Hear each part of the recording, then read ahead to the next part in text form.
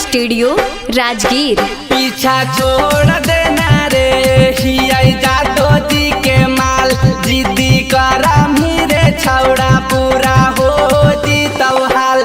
पीछा छोड़ देना रे हिया जादो जी के माल, जिद्दी करा मेरे छौड़ा पूरा हो जीतौ हाल। जाके दूसर पटाले अभिषेक कहिए रे, जाके दूसर पटाले अभिषेक कहिए रे। हम तो हीरा के बेटा से कने कहिए रे, हम तो जादो जी के लइका से कहिए रे।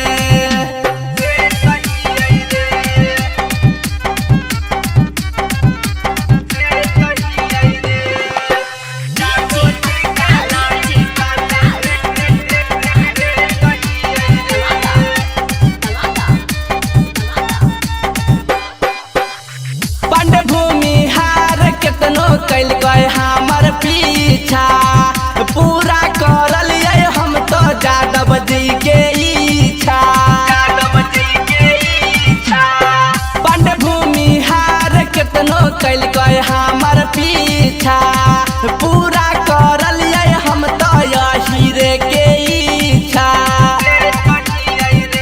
पहले ओकरे नु खैले चॉकलेट कहिए रे, पहले हम तो हीरा के बेटा से कने कहिए रे, हम तो जादो जी के लइका से कहिए रे।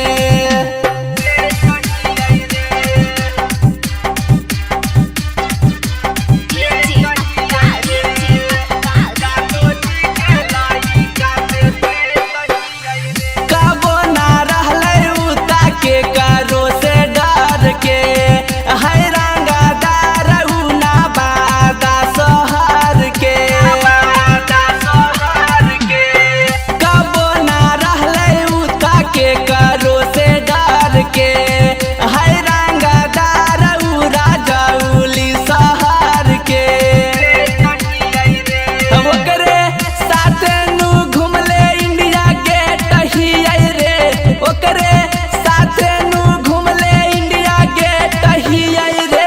हम तो हीरा के बेटा से कने कहिए रे, हम तो जादो जी के लइका से कहिए रे।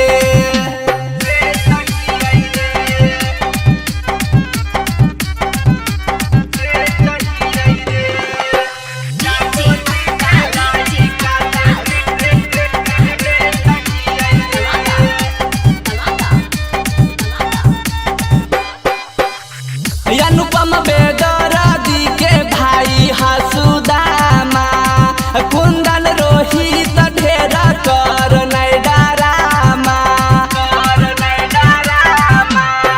अनुपम बेदरादी के भाई हसुदामा, सूरज वाल्मीकि ढेरा कर नहीं drama.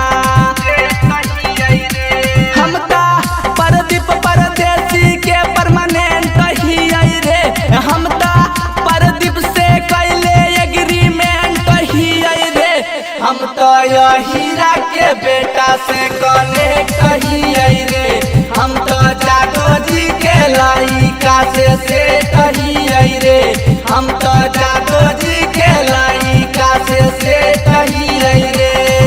Shivangi recording studio Rajgir.